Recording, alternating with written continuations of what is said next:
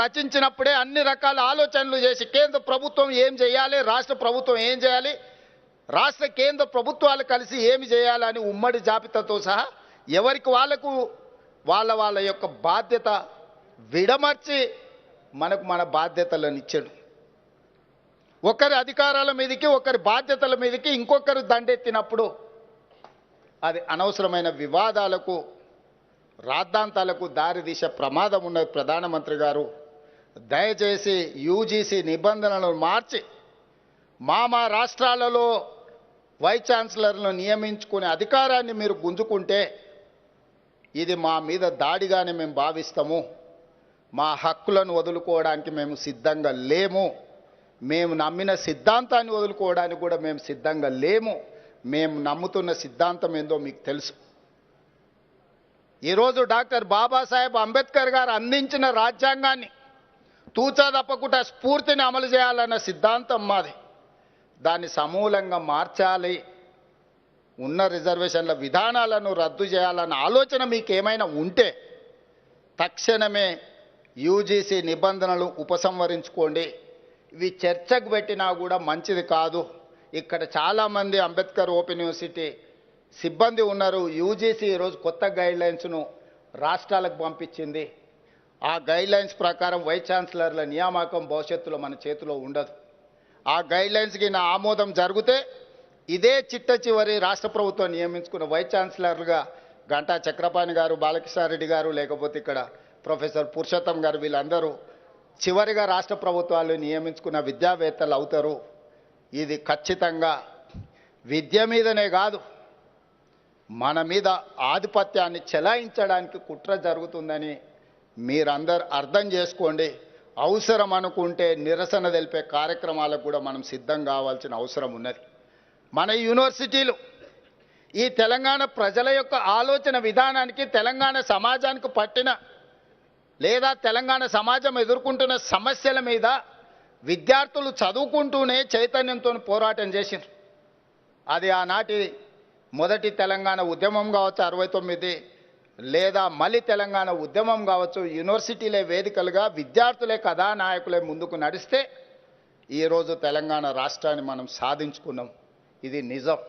సరే, నేనెన్ని చెప్పుకున్నా, ఇంకెవరెన్ని చెప్పుకున్నా, మా గొప్పతనాల గురించి మాకున్న ప్రసార మాధ్యమాల ద్వారా మేము ఎంత ప్రచారం చేసుకున్నా, మేము నాయకులుగా రాజకీయంగా ఈ ఉద్యమాలను ఉపయోగించుకొని ప్రయోజనం పొందిన వాళ్ళమే తప్ప మేము చేసిన త్యాగాలు గొప్పగా ఉన్నాయని అయితే నేను భావించడం లేదు.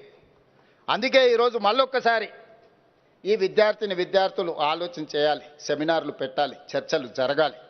ఈ నిబంధనలు తెలంగాణ సమాజానికే కాదు, ఇతర రాష్ట్రాలకు కూడా ఇదేమైనా ప్రయోజనం ఉంటుందా?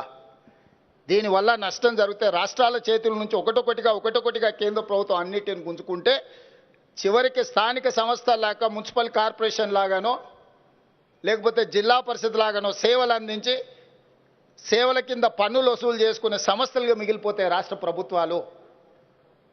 యూనియన్ ఆఫ్ స్టేట్స్ అన్నారు.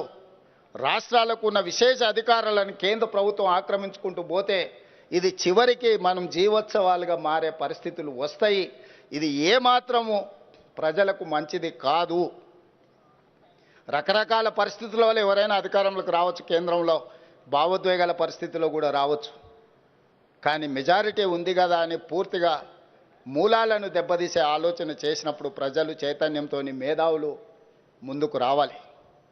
మేధావులు అందరు చర్చ చేయాలి. ఈరోజు కేంద్ర ప్రభుత్వం చేస్తున్న మార్పులను నిశితంగా గమనించాల్సిన అవసరం ఉన్నది. వాళ్ళ ఆలోచన ఏమున్నదో, మార్పుల వెనకాల ఉన్న విధానం ఏముందో కూడా ఈరోజు చర్చ జరగాల్సిన అవసరం ఉన్నది. అందుకే మిత్రులారా, ఈరోజు సమయము, సందర్భము, వేదిక సముచితమైందనే కొంచెం ఒక లైన్ పక్కకు దాటినా ఈ అంశాలను ఇక్కడ ప్రస్తావించడమే సముచితమని నేను ప్రస్తావిస్తున్నా. వాస్తవంగా నేను ఏ వేదికల మీద అక్కడ వేదికను బట్టి అంశాలను ప్రస్తావిస్తా. నేను రాజకీయ వేదికల మీదనే రాజకీయాల గురించి మాట్లాడతాను. నేను మిగతా వేదికల మీదకి పోయినప్పుడు అభివృద్ధి కార్యక్రమాలకు వెళ్తే అభివృద్ధి గురించి, సంక్షేమం గురించే మాట్లాడతాను. ఏ వేదిక మీదకి వెళ్తే ఆ వేదిక మీద అక్కడ ఏం అంశాల మీద మనం ఏర్పాటు చేసుకున్నాం దానికే పరిమితమై మాట్లాడతా. ఈరోజు ఇక్కడ ప్రారంభోత్సవ కార్యక్రమాలు, అంబేద్కర్ గారి విగ్రహావిష్కరణ కార్యక్రమం అంటే రాజ్యాంగం యొక్క స్ఫూర్తి. ఆ రాజ్యాంగం యొక్క స్ఫూర్తికి విఘాతం కలుగుతుంది, భంగం కలుగుతుంది అన్నప్పుడు ప్రస్తావించాల్సిన అవసరం ఉంది. ఇంతమందిని చదువుకున్న వాళ్ళను, మేధావులను, ఆలోచన పరులు ఒక దగ్గర జమేసి నేను మీటింగ్ పెట్టడం కూడా అసాధ్యం. నేను కావాలంటే 10 లక్షల మందితో మీటింగ్ పెట్టుకోగలుగుతా, నాకేం పెద్ద సమస్య కాదు. కానీ ముందరి వరుసలో నీ 10 మందిని ఆ మీటింగ్కి రప్పించడం నాకు కష్టమైన పని. అందుకే వాళ్ళందరూ ఉన్నారు కాబట్టి వాళ్ళందరి దృష్టిలో జరుగుతున్న మార్పులు, చేర్పులు, పరిణామాలను ఈ తెలంగాణ సమాజానికి వీళ్ళే ప్రతీకలు, గౌరవం.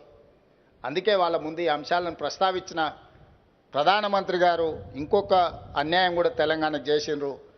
మేము పద్మభూషణ్, పద్మశ్రీ అవార్డుల కోసం